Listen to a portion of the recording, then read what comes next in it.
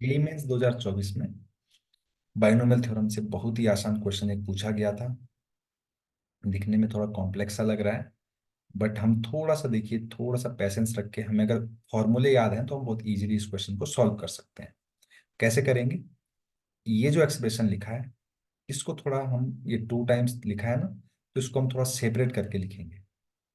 तो 6cm+1 plus 6cm+1 plus 6cm+2, ये है ग्रेटर देन 8c3c। एक प्रॉपर्टी होती है NCR+NCR+1। देखिए, इन दोनों में एक का डिफरेंस है, दोनों सेम है। तो ऊपर वाले को बढ़ा दीजिए, नीचे में से बड़े वाले को लिख लीजिए। ऐसा लिखा जाता है। ये प्रॉपर्टी आप खुद से भी इसको सॉल्व करोगे तो ये इक्वल होते हैं, इसको आप वेरीफाई भी कर सकते हैं। और मैं तो कहूंगा इसको डायरेक्टली याद रखिए। डायरेक्ट क्वेश्चन पूछा जाता है जैसे यहाँ पर पूछा गया है। तो इन दोनों को कंबाइन करके देखिए, ऊपर सेम है तो 7 लिखिए, नीचे बड़ा वाला लिख लीजिए। यहाँ पर देखिए, ऊपर वाले को बढ़ा दीजिए, नीचे में बड़े वाले को लिख लीजिए, ग्रेटर देन 8c3। देखिए, ऊपर सेम, नीचे बड़े वाले को लिखिए। तो 8cm+2 जो है वो 8c3 से बड़ा है। राइट। अब हम इसको सॉल्व कर लेते हैं। कर लीजिए सॉल्व। तो फॉर्मूला लगाइए, 8 फैक्टोरियल अपॉन m+2 फैक्टोरियल, और 8 - m को माइनस करेंगे तो ये आएगा 6 - m फैक्टोरियल, है ना, ग्रेटर देन 8 फैक्टोरियल, है ना, और ये 3 फैक्टोरियल और 5 फैक्टोरियल। इससे तो ये कैंसिल हो जाएगा, है ना। और इसको आप सॉल्व कर लीजिए या कंपेयर कर लीजिए, जो भी आपको करना है। तो यहां से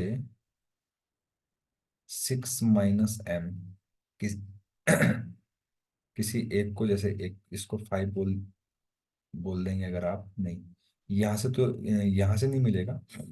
और अगर आपको यहाँ से फाइंड करना भी है तो देखिए, इससे ना ये बड़ा है, ऑब्वियस सी बात है।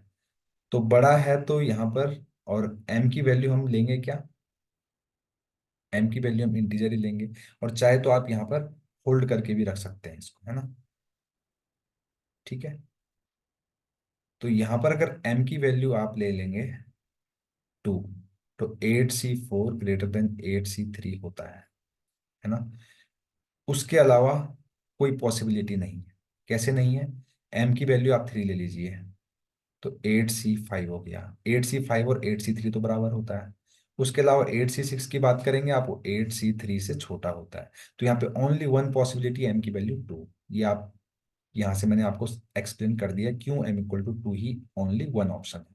तो m की वैल्यू 2 आ गई है ना। थोड़ा आपको चेक करना पड़ेगा। अब इसी तरीके से यहाँ पर ये रेशियो दिया गया, इसको सॉल्व करते हैं।